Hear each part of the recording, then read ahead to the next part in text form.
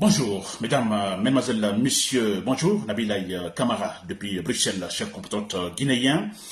Très bien, j'ai ce thème d'information pour ce matin. Alors, thème d'information qui est le suivant, là, contre la politique de terreur, il faut une réaction ou des réactions de terreur, chers compatriotes guinéens.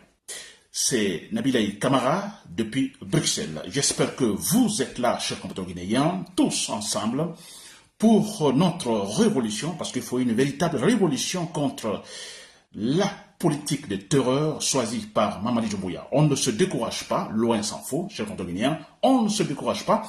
Je commence à entendre certains donner des discours, à faire mal à la tête, à donner des mots de tête, c'est vrai.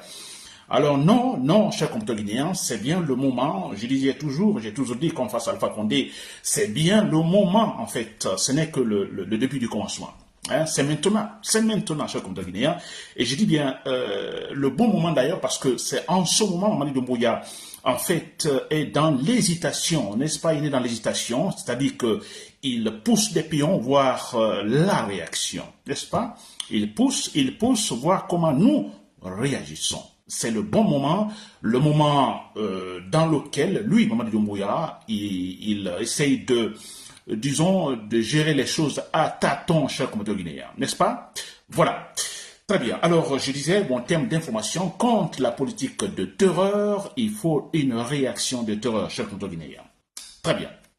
Alors, pour commencer, en fait, ce direct, il y a cette bonne nouvelle, franchement, que j'admire, qui vient de Burkina Faso. N'est-ce pas?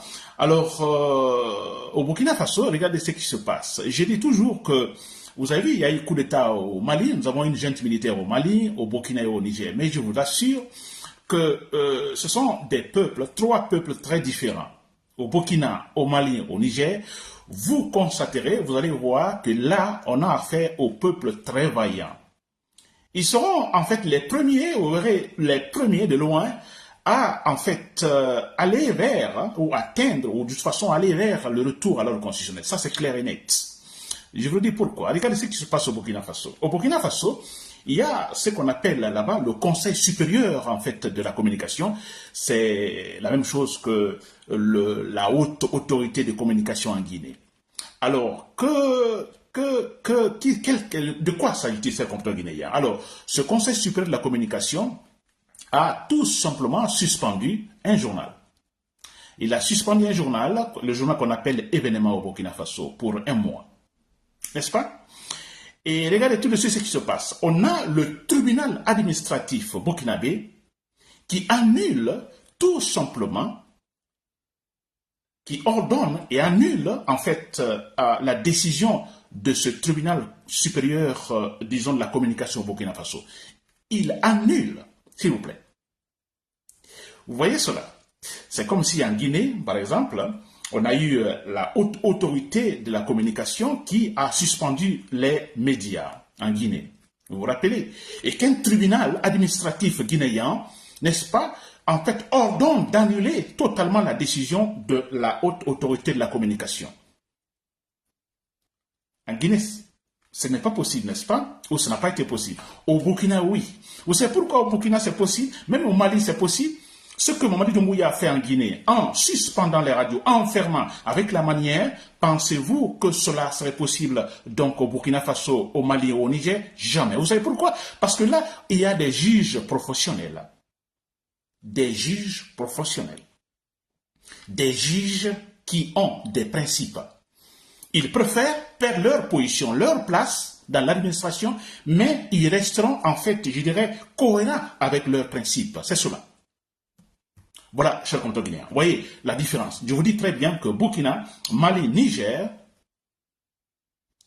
ils vont aller très vite, n'est-ce pas? Vous allez voir vers, en fait, ce point qu'on appelle le retour à l'ordre constitutionnel. Très rapidement. C'est un peuple qui ne se laissera pas manipuler longtemps. Arrivé à un certain point, vous verrez, les citoyens dans ces différents pays réagiront. Je vous le dis. Si les citoyens, les militaires ne le font pas, parce que je suis sûr que les militaires dans ces pays réagiront, les militaires rationnels au Mali, au Burkina et au Niger réagiront, ça c'est clair et net. Si les militaires ne le font pas, vous verrez, ce sont des citoyens. Ou en même temps, les militaires rationnels et les citoyens. Ça c'est clair. Ça c'était au Burkina Faso, cher compatriotes guinéens. Alors, toujours, l'actualité. Alors, nous savons tous que les membres du FNDC sont en prison. Il est question donc de Fonike Mangue et Mamadou Bilo, n'est-ce pas? Ils sont en prison, en fait, on ne sait même pas la destination, et ils ont été kidnappés par des hommes cagoulés. Vous voyez? Alors, c'est quand même, voilà, c'est regrettable. N'est-ce pas? C'est regrettable, c'est vrai. Je dis ici dans mon direct que, en fait, Fonike Mangue, sûrement qui ne m'écoute pas, mais voilà, il faut le dire quand même, en fait, le soutien est total. Le soutien est total. J'espère que Mamadou Doumbouya n'osera pas attenter à la vie donc de ces individus. Ça, je crois que ce serait comme une sorte de suicide de sa part. Ce qu'il a fait à Saliba Koulibaly, ça déjà, c'est un point important qui va peser fort dans la balance en ce qui concerne sa chute, Mamadou Doumbouya. Et si jamais il touche, en fait, ces activistes, n'est-ce pas, politiques, écoutez, il faut le dire, ce sera une sorte de suicide pour Mamadou Doumbouya, c'est clair et net, cher compatriotes guinéens.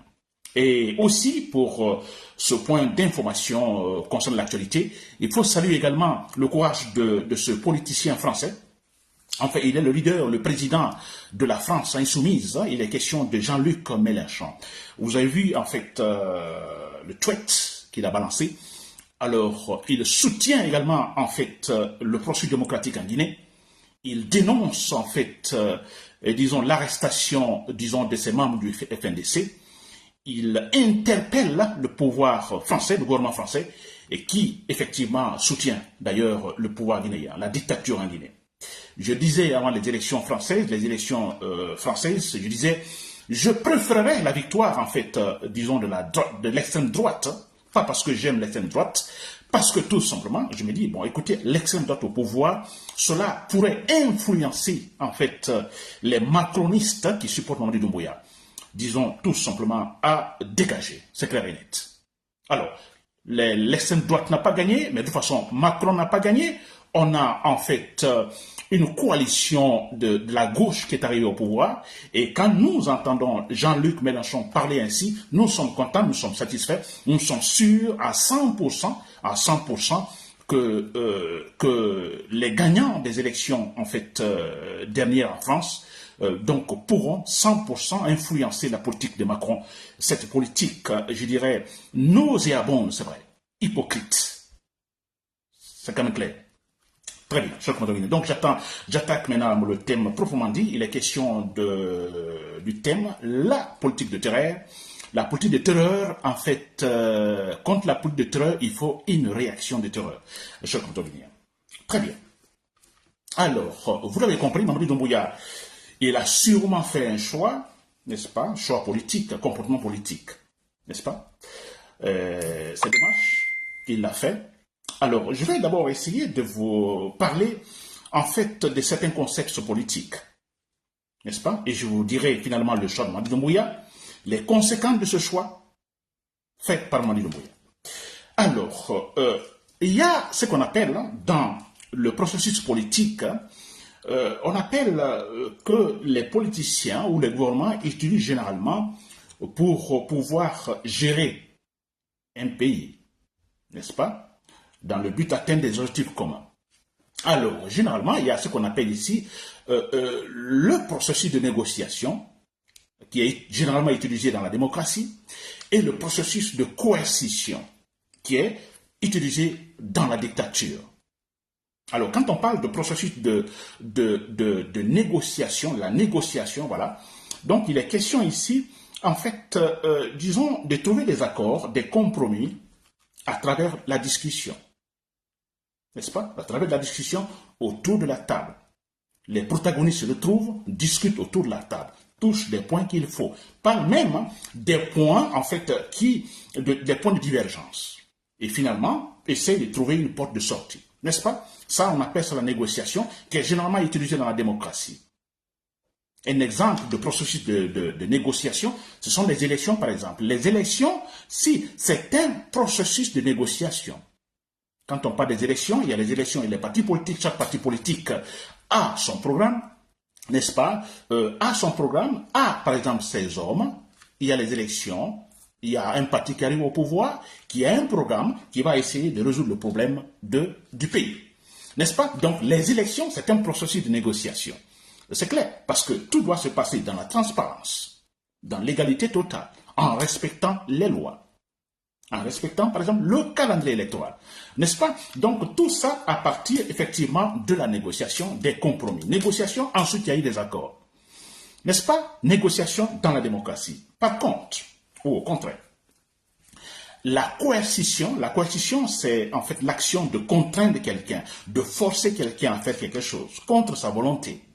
Par exemple, la force A, n'est-ce pas, va, pousser la force B à faire quelque chose contre sa volonté. C'est-à-dire la force B accepte malgré elle, contre sa volonté.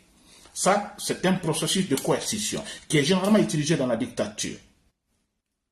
N'est-ce pas? Il n'y a pas élection.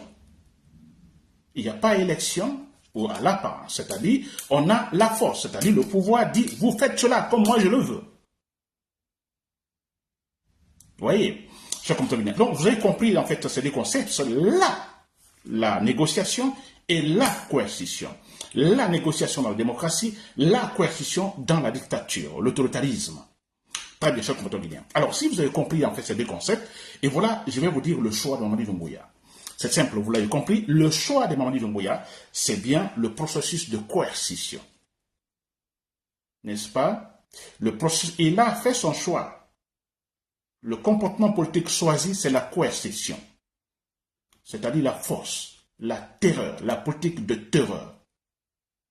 Vous le faites comme moi je le veux.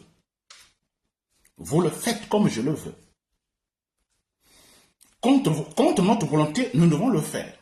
Il impose en fait ses desiderata. N'est-ce pas? C'est cela, la coercition, cher compatriotes guinéens. Alors, c'est très clair, nous le voyons, il a fait ce choix.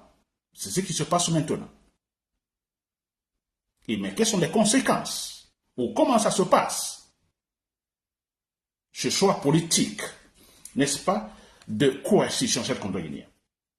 Alors, c'est très clair comment, en fait, ce choix politique, la coercition fonctionne, donc c'est la dictature. Alors, les éléments sont là, les outils sont là, c'est de la propagande, c'est de la démagogie, n'est-ce pas? C'est de la force physique, l'argument de la force. N'est-ce pas? Il est question de gouverner à travers, disons, des décrets. Il est question d'acheter les consciences. Vous comprenez? Et c'est ce qui se passe maintenant. Si vous avez compris, Mamadi Doumbouya, maintenant, comment cela? Non seulement il a fait le choix pour cette politique de terreur, il fait campagne en même temps pour cette même politique. Mais c'est vrai. Je comprends bien. Très bien. Alors, vous l'avez compris, les conséquences sont énormes, les conséquences négatives, c'est vrai, énormes. Oui, regardez ce qui se passe. Voilà, on empêche d'abord la liberté d'expression, donc cela totalement massacré, là vous l'avez compris, mais c'est vrai, c'est le choix, c'est-à-dire certains comportements politiques de coercition. Il n'y a pas à négocier, il n'y a pas à chercher l'accord. L'accord avec qui? Si le monsieur pense qu'il n'y a qu'un seul protagoniste, c'est-à-dire le pouvoir, Mamadi Doumbouya, lui seul. Accord pourquoi? Parce que quand on parle de l'accord, c'est qu'on accepte de parler avec l'autre. Non, il n'y a pas cela, c'est une seule personne qui parle. Mamadi Doumbouya. N'est-ce pas? Et voilà. Donc la liberté d'expression massacrée, personne ne doit parler de politique, sinon le pouvoir. N'est-ce pas?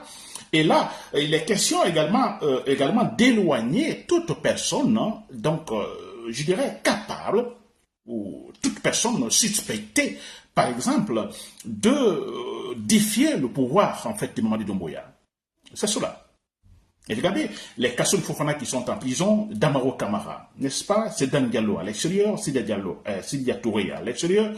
Pourquoi? Mais c'est normal, c'est purement politique. Il ne faut pas laisser sortir Kassoul Fofana ni Damaro Camara. C'est purement politique. Ils ne sont pas là parce qu'ils ont détourné tel ou tel autre, mais ce n'est pas vrai. Depuis que Mamadi Doumbouya est arrivé, combien de gens de Mamadi Doumbouya, à commencer par lui, ont détourné de l'argent? Donc, on peut comprendre que la raison pour laquelle Kassouli Fofana et Damaro sont retenus en prison, ça n'a absolument rien à voir avec une certaine, en fait, malversation ou truc financier. Non, non, c'est purement politique.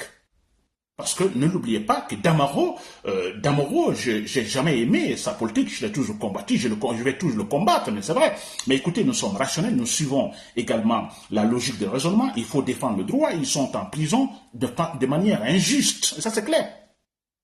Damaro Kamara, c'est un monsieur qui capable, s'il vous plaît, en liberté, il est capable vous voyez, de beaucoup de choses contre Mamadi Doumbouya. Kassouli Fofana, la même chose. Et voilà pourquoi ils sont retenus en prison. Ils ne vont pas les laisser. Vous comprenez, chers contemporains. Voilà. Alors, la politique de terreur, c'est ça aussi, il est question de financer. Ils vont financer beaucoup pour la sécurité. En fait, sécurité, ça dit garder ce pouvoir. Donc, ça demande beaucoup d'argent. Beaucoup d'argent. Ça, c'est vrai. Donc, il y aura plus d'argent pour sécuriser le pouvoir que d'argent, effectivement, pour investir dans le pays. Oui, parce qu'il y a toujours cette peur. Là. Les dictateurs, disons, le comportement politique de coercition, il y a toujours cette peur de perdre le pouvoir. Tout le monde est suspecté, alors, bon voilà, il faut tout faire, acheter des consciences. Des décrets tombent à tout moment pour nommer les gens. Nommez pas pour, on vise une certaine compétence pour un travail donné. Non, c'est juste pour faire taire. Mais c'est cela. Je prends un petit exemple, hein. C'est pas considérable. Je prends Takana, ce jeune Takana John, voilà. Alors, pour moi, ce n'est pas un reggaeman, parce que les reggaeman, ouais, ils se battent toujours pour un idéal. C'est-à-dire un idéal, ils se battent tous du côté, en fait, des plus faibles. N'est-ce pas? Ça, c'est les reggaeman. D'une façon générale. Essayez de constater. C'est cela, les reggaeman. Takana, non. Il se bat pour le plus fort. Il est du côté des plus forts, contre les plus faibles. N'est-ce pas? Alors, Takana, c'est un peu cela. Alors, le pouvoir cherche toujours à approcher des gens comme ça, acheter la conscience, n'est-ce pas? En leur donnant de l'argent, de la pollution, et puis voilà. Et ça, c'est ce que le pouvoir fait, va faire avec beaucoup de gens. Et c'est pourquoi, moi, je demande à tous les Guinéens, n'est-ce pas? Alors, se décourager, non, je l'ai dit au départ, on ne doit pas se décourager. Pas se décourager, mais surtout, en fait, garder nos principes. Gardons nos principes, s'il vous plaît. N'est-ce pas? Soyons cohérents avec nous-mêmes, avec nos principes. Et gardons la conclusion dans la tête. N'est-ce pas? Si nous gardons la conclusion dans la tête, ça veut dire quoi? Que nous savons là où nous allons. Il y aura du vent, il y aura de la tempête. N'est-ce pas? Nous aurons toujours ça, la conclusion dans la tête. Nous savons là où nous allons. Et rien ne va changer. Ça, c'est avoir la conclusion dans la tête. Donc, je demande à tous les Guinéens, tous ceux qui se battent pour le processus démocratique en Guinée, alors d'avoir la conclusion de la tête. C'est vrai que beaucoup déjà sont totalement en fait corrompus, et ce qui est quand même ridicule, n'est-ce pas? Alors, mais c'est cela. Ça va se passer ainsi parce que c'est le comportement politique choisi par Mamadi Doumbouya. Takana John, en parlant de lui, par exemple, on sait que lui, dans un futur très proche, ça c'est clair, Mamadi Doumbouya ne sera pas là. On verra, on entendra un autre discours de Takana John. N'est-ce pas? Alors, c'est des gens à ne pas considérer qu'il faut bouder, il faut laisser, qui n'ont en fait aucun effet, c'est vrai, leur changement politique par-ci par-là, ou d'opinion, ça n'a aucun effet, mais c'est vrai. Et tout ce qu'ils cherchent, c'est lui avoir de l'argent, et puis c'est tout. Nous ne pouvons pas le considérer. N'est-ce pas? Cher compteur guinéen. Très bien. Alors, vous l'avez compris, ce choix politique, du comportement politique choisi, en fait, fait par Mamadi Doumbouya, la coercition, c'est cela. Oubliez la négociation, oubliez la démocratie, oubliez les élections. Non. Mamadi Doumbouya n'est pas sur ce chemin, c'est clair et net. N'est-ce pas? Et parlant, en fait, de la coercition, et parlant de Mamadi Doumbouya, vous savez, ils ont parlé de la constitution guinéenne, qui a une constitution qui est élaborée, qui sera élaborée, ou qui est élaborée. On entend par-ci par-là, dans sa Kourouma, on a parlé qu'il y a une constitution qui est faite. Alors, on a entendu même Baouri, le Premier ministre, parler de la Constitution aussi et parler même du référendum. Un référendum.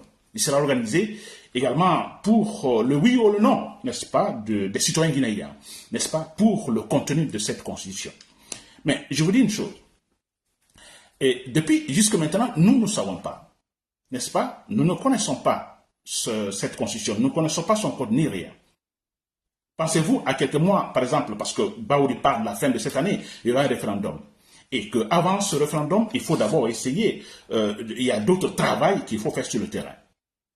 N'est-ce pas? Il faut avoir une idée sur le nombre des électeurs. Rien n'est fait de ce côté-là. On ne sait pas combien d'électeurs en Guinée, combien vont-ils voter, etc. On ne le sait pas. N'est-ce pas, chers compatriotes guinéens? Absolument rien. Alors, je vous dis très clairement que cette constitution, peut-être c'est élaboré déjà, mais pourquoi il tarde à, en fait, nous donner cela publiquement? Et parce qu'il y a un problème. La constitution sûrement élaborée maintenant, en fait, ne tient pas compte de Mamadi Doumbouya. Parce que Mamadi Doumbouya a dit au départ, en fait, il a dit que lui, ni aucun membre de gouvernement ne sera candidat aux prochaines élections, à la fin de la transition. Alors, élaborer une constitution. Maintenant, on a Mamadi Doumbouya maintenant qui est positionné, qui veut le pouvoir. Il veut le pouvoir. Il veut son seul leadership politique en Guinée. Il veut garder le pouvoir.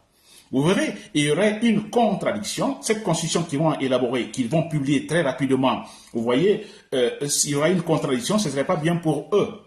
Une constitution dans laquelle, alors, on ne tiendrait pas compte de la participation de Mamadi Doumbouya. C'est-à-dire aucun article aménagé pour que Mamadi Doumbouya puisse participer.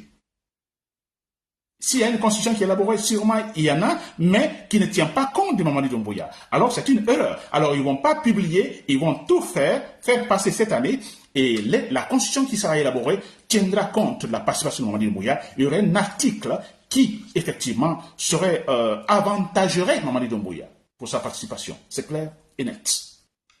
Chers compatriotes guinéens, n'est-ce pas?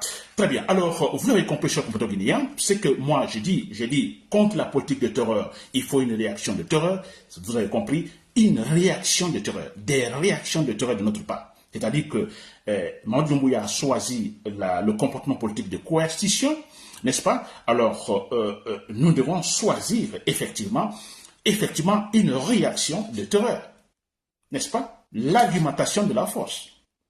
Comment voulez-vous, face à un comportement politique de coercition, alors gagner en utilisant un comportement politique de négociation? Mais jamais on ne gagnera, jamais. Je vous dis bien jamais. Ce qu'il faut, je vous dis bien, il faut aussi des réactions de terreur.